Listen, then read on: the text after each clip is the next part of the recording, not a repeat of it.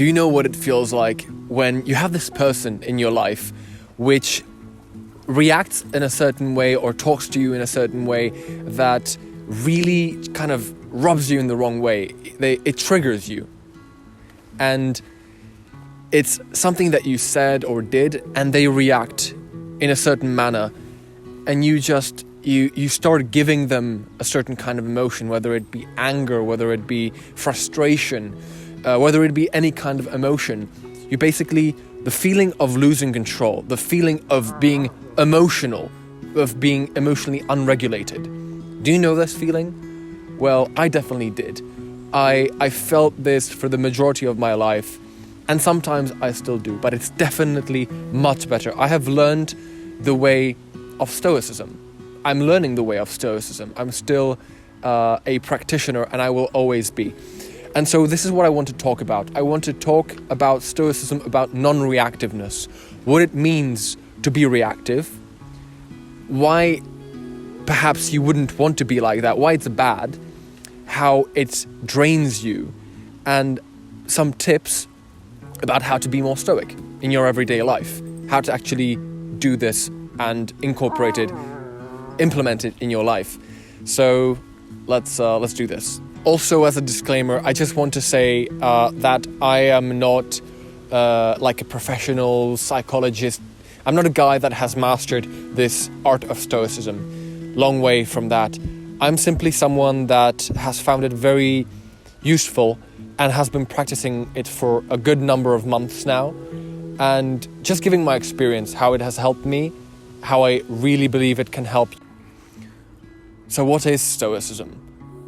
I have prepared a definition to give you a good idea of what it actually is, and then a quote which I really identify with and try to live by, and I believe it will help you if you truly get to understand it and listen to it and really kind of contemplate to what it means. So the definition of Stoicism is the endurance of pain or hardship without the display of feelings and without complaint. So let's dissect this a little bit. The endurance of pain or hardship, going through something difficult, going through a situation that robs you perhaps in a wrong way or is difficult to go through, and without showing any kind of reactive emotions to it, without complaining about it, without complaining about the difficulty, how it's this, how it's that. Just stay quiet and go through it. Just push through. I believe that is a good definition. Well, that's the definition of Stoicism. And now I would like to share a quote from Epictetus, who was a Greek Stoic philosopher. And he gave this quote that really kind of describes Stoicism. It kind of puts it all together, which makes sense to me. And it's not what happens to you, but how you react to it that matters. And I think it's really important to understand this. It's not what happens to you. It doesn't matter what happens to you. It doesn't matter what situation happens to you in life. Whether it's an injury, someone does something to you, someone says something to you, something out of your control happens. It's how you react to it that matters. It's your reaction that is the control that you either give away or you keep it. It's the perspective that you use to see the world, right? It's if something bad happens to you, now I can give so many examples of this, right? Someone might spill milk on you, and you might be reactive and start shouting at them, and how dare they should be more careful and, more perceptive of their surroundings. Or you should say, or you would, be perhaps a little shocked at first, and it's fine. It happens to everyone. And perhaps you might feel frustration, but just calm down. Anyway, so this is, for the beginning, this is what I wanted to say. This is the definition and kind of a quote that I try to live by. So why is it actually important to stay non-reactive? What does this reactiveness do to you? Why can't you just stay like that? Well, it's actually very simple. by being reactive to your environment, you lose control. You become like a child, like an adult. In an adult body, you act like a petulant child. You get into this childish, sulky, bad-tempered behavior. And for a child, it might be more understandable. You might say, oh, it's just a child, right? You tell them off. But as an adult, as a full-grown man, it's not a good thing to be displaying. And so what actually happens, not only that you start acting like a child, but what does this mean? I'm sure you have felt this, where you start acting like this, you react, and you get out of your element of calmness, out of your element of being grounded, and you just, after that discussion or situation where you might have been like that, acted in such a way, you just feel drained. You feel drained out, without energy, and you tend to think about what happened, what you said, how you reacted, and you like think about it all the day, and you're just stuck in the past. And that's what I found with myself. Every time I communicated, I reacted in such a way, I acted in such a way with certain people in my life. It just felt wrong. It felt, I shouldn't feel like this. I shouldn't feel this petty. I should feel more calm, more grounded. So it's very important. My advice here is to notice whenever someone triggers you, whenever you start this feeling of anger or frustration or negativity or whatever, sadness starts to bubble up in you. I want you to start training yourself to react in a way that you realize what's happening. In a split second, you realize, aha, okay, I'm reacting in this way. Let me change my behavior pattern, right? Now I want to talk about the practical side of things. How can you implement this in your everyday life? What can you do to make this a practice and better your life? So the first thing that I would say here is to cut out emotional vampires, cut out negative people that drain you, that kind of trigger you so much that you just create unnecessary drama and trigger you in such a way that just takes you out of your element. But here, I want to kind of get at the flip side of this coin and talk about people that you might not necessarily be able to cut off. For example, certain family members or close friends.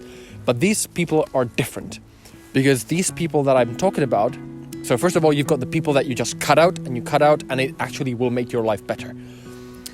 But now I'm talking about people that actually do love you, they care about you, and they want to help you create a better life.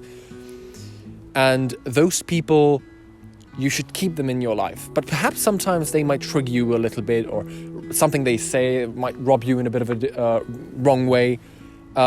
So here I would recommend to simply train with them, see the conversations with them as practice. See it as a positive thing. So when such people, you talk with them and they might say something, react in a certain way, and it might rub you in a wrong way. They say something, and this training is you notice that behavioral pattern in yourself, where you start to feel this emotion, where you kind of, well, fuck you. You want to prove them wrong, you want to show them, and you just react. You react in a pitiful, childish way. So I recommend you to start realizing this pattern and to calm down immediately and try to think of the best possible way to de-escalate. And that's actually my next point, is that what do you actually do in such a situation? You have a family member or a close friend, or perhaps just a random person comes into your life and just talks to you, says something to you, starts screaming at you or whatever.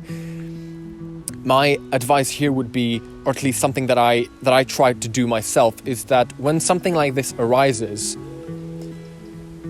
try as best as you can to find that behavioral pattern in yourself, change it, de-escalate the situation, and seek to understand and clarify your opinion, your situation, and their situation. Because they might be coming from a place of care, but they might show it in a different way. Or you might have explained your situation in a way that they find it hard to comprehend.